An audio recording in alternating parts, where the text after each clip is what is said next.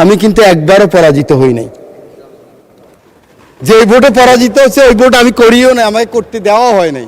মাননীয় মহাসচিব আছেন, উনি লিখে দিচ্ছেন এই জুলাইয়ের চেতনা যেন কোনো আমলা হোক, এমপি হোক, মন্ত্রী হোক, কোনো কারো কারণে যেন জুলাইয়ের চেতনা নষ্ট না হয়, সেদিকে আমাদের সকলকে আমাদের নজর দিতে হবে। এই চেয়ারকে ঘুরিয়ে যখন house of the leader of the house বলেন, এই চেয়ারের উত্তাপ আমি বুঝি। এভাবে যখন উনি বলেন এই সবুজ চেয়ারের উত্তাপ আমি বুঝি, আমি মনে করি আমার সরকারি দলের মন্ত্রী থেকে শুরু করে আমার মতো হুইপ বা এমপি পর্যন্ত ওনার অ্যাটিটিউড কি আমরা বুঝি, আপনারা নিশ্চয়ই বোঝেন। উনি যখন বলেন ৩৬ জুলাইয়ের পরে ৩৭ জুলাইতে উনি যখন পল্টনের জনসভায় বলেন আমরা এমন কোনো কাজ করব না যে কাজে অন্য ক্ষতিগ্রস্ত হয়, কোট উনি বলেছেন আমরা ভয় কি, আমাদের কোনো ভয় নাই, আমরা এগিয়ে যেতে পারবো। মাননীয় স্পিকার, আমার এই ডান পাশে ফাঁসির দণ্ড পেয়েছিলেন, বাম পাশে ওই বসা আছেন ফাঁসির দণ্ড, আমার এখানে আছে ফাঁসির দণ্ড, আমার পিছনে আছে সালাউদ্দিন কাদের চৌধুরী সাহেবের ছেলে, মীর কাসেম আলী সাহেবের ছেলে, মাননীয় সংসদ সদস্য। আমরা যে বেঁচে আছি এটাই তো বেশি। আমরা গত ১৭ বছর মাননীয় মহাসচিব মহোদয় রাস্তায় কান্না করেছেন, ওরা কিন্তু এখনো ঘুরছে। কিন্তু আউযু বিল্লাহি মিনাশ শাইতানির রাজিম, বিসমিল্লাহির রহমানির রহিম। মাননীয় স্পিকার, আপনাকে ধন্যবাদ। আমি সর্বপ্রথমে আপনাকে জানাতে চাই, হাউসকেও জানাতে চাই, সারা বাংলাদেশের 18 কোটি মানুষকে জানাতে চাই, আমাদের ৭১, আমাদের ৯০ এবং আমাদের রক্ত ভেজা এই সেদিন ঘাসের মধ্যে এখনো লেগে আছে জুলাই বিপ্লব। এই বিপ্লবে যারা আত্মাহুতি দিয়েছেন তাদের সকলের আত্মার মাগফিরাত কামনা করি। মাননীয় স্পিকার, এই সেদিন কুরবানের আগের সপ্তাহে আমি বেস্তিনি হসপিটালে গিয়েছিলাম ব্যাংককের জুলাই যোদ্ধাদেরকে দেখার জন্য। সেখানে অনেকের সাথে কথা হয়েছে। এক তরুণ হুইল চেয়ারে বসে আছে, ওই জুলাই যোদ্ধার পাশে একজন তরুণী। আমি ভেবেছিলাম হয়তো বোন কিংবা কোনো আত্মীয় হবেন। এই জুলাই যোদ্ধা আবু সৈয়দ যেদিন নিহত হয়েছেন সেদিন সে গুলি খেয়েছিলেন। যখন কথা বলতেছিলাম প্রাসঙ্গিক ক্রমে ওই তরুণী বললেন ইনি আমার স্বামী। আমি বললাম কবে বিয়ে হয়েছেন? বলে যে ৩৬ জুলাইয়ের পরে। ইন্টেরিয়াম গভর্নমেন্ট যখন তাকে নিয়ে যাচ্ছিলেন তখন এই তরুণী তার পিতাকে বলেছিলেন আমি একজন শহীদ কিংবা পঙ্গু এই জুলাই যোদ্ধার স্ত্রী হতে চাই। কিন্তু দুঃখের বিষয় কি জানেন মাননীয় স্পিকার, এনটিআরসিতে উনি তখন শিক্ষক নিয়োগ পেয়েছিলেন। একজন ইউনো সাহেবের কাছে গেলেন যে আমার স্বামী ব্যাংককে নিয়ে যাবে। উনি বলেছেন আপনি জয়েন করতে হবে। উনি জয়েন না করে চলে গেছেন। এই হাউসকে এটাই জানাতে চাই, এই যেমন আমরা ৭১কে বুকে লালন করতে পারিনি, ধারণ করতে পারিনি, বারবার মিথ্যা চেতনার কথা বলেছি, কোনো ক্রমে এই জুলাইয়ের চেতনা যেন কোনো আমলা হোক, এমপি হোক, মন্ত্রী হোক, কোনো কারো কারণে যেন জুলাইয়ের চেতনা নষ্ট না হয়, সেদিকে আমাদের সকলকে আমাদের নজর দিতে হবে। মাননীয় স্পিকার, বাজেট সম্বন্ধে দুই পক্ষেই বক্তব্য রেখেছেন। আমার সিনিয়ররা আছেন যারা 40 বছরে পার্লামেন্টে আছেন, সেরকম সিনিয়র লিডারও আছেন।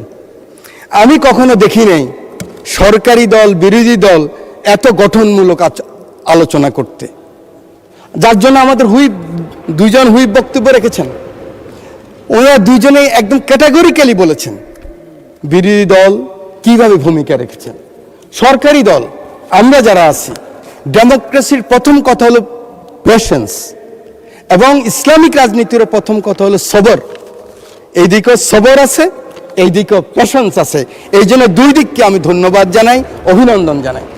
মাননীয় স্পিকার, এই বাজেট সম্বন্ধে অনেক কথা হয়েছে, আমাদের অনেক চমৎকার চমৎকার আলোচনা হয়েছে। আমি যেটা বাজেট বুঝি, যেহেতু আমি ইকোনমিক্সের ছাত্রও নয়, আমি বাজেট সম্বন্ধে কোনো গবেষণা করি নাই, সেই লাইনে বক্তৃতা দিতেও আসি নাই। আমি এসেছি আমার মানবিক প্রধানমন্ত্রী, যিনি এই হাউসের নেতা, তিনি কিন্তু এই পাশের নেতা নয়, তিনি দুই পাশের নেতা। বিরোধী দলের নেতা, তিনি এই পাশের নেতা। এই চেয়ারকে ঘুরিয়ে যখন হাউস অব দ্য লিডার বলে, লিডার অব দ্য হাউস বলেন, এই চেয়ারের উত্তাপ আমি বুঝি।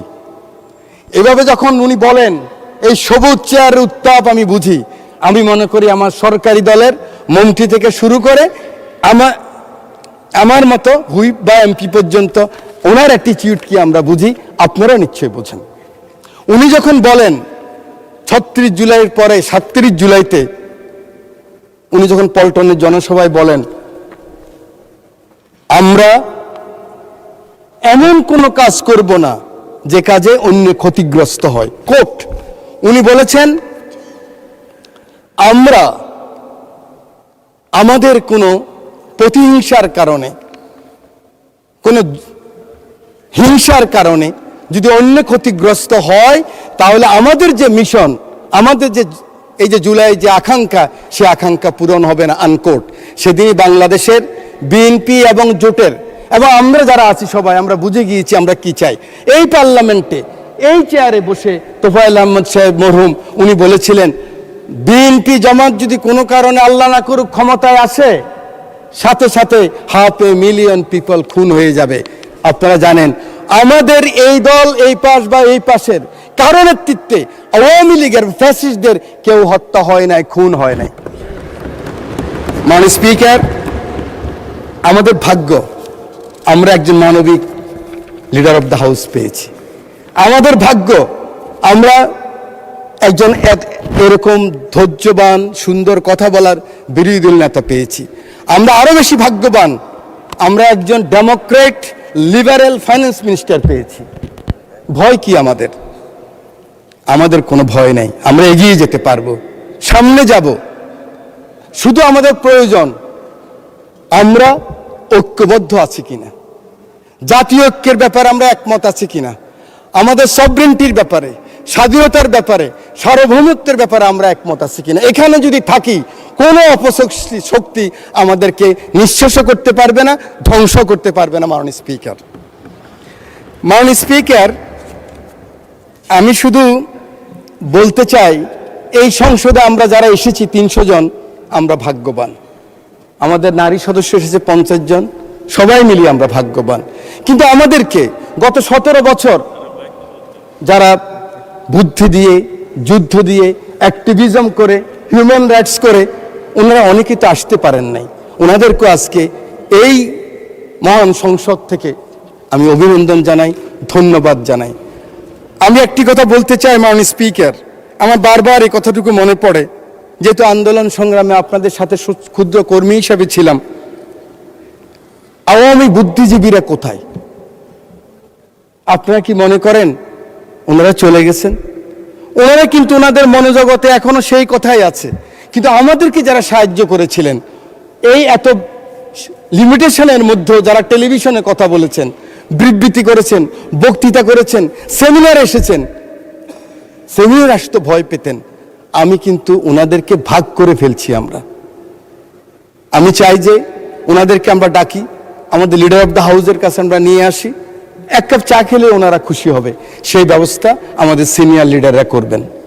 মাননীয় স্পিকার, আমার এই ডান পাশে ফাঁসির দণ্ড পেয়েছিলেন, বাম পাশে ওই বসা আছেন ফাঁসির দণ্ড, আমার এখানে আছে ফাঁসির দণ্ড, আমার পিছনে আছে সালাউদ্দিন কাদের চৌধুরী সাহেবের ছেলে, মীর কাসেম আলী সাহেবের ছেলে, মাননীয় সংসদ সদস্য। আমরা যে বেঁচে আছি এটাই তো বেশি। আমাদের মাননীয় হুইপ মিয়া নুরুদ্দিন অপু রকিবুল ইসলাম বকুল বলেছিলেন,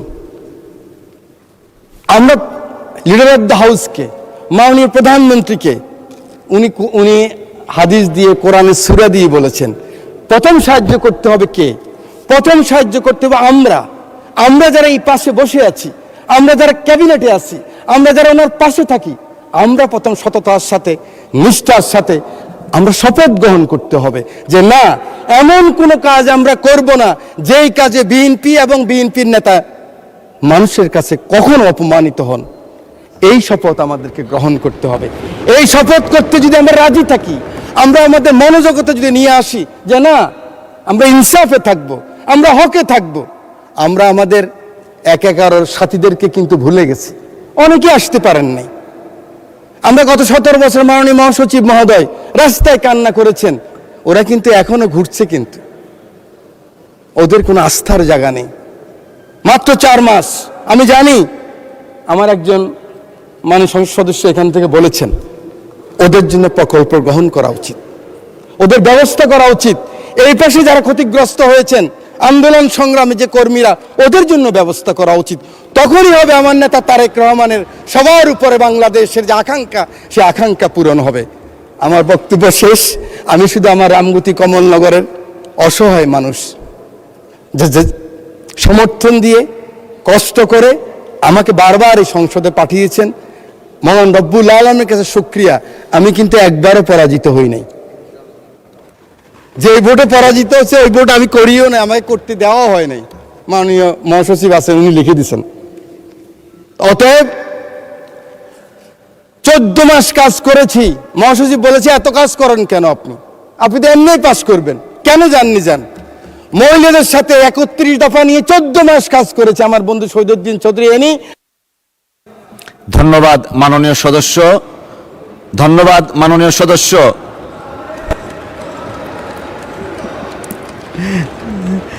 ধন্যবাদ মাননীয় সদস্য।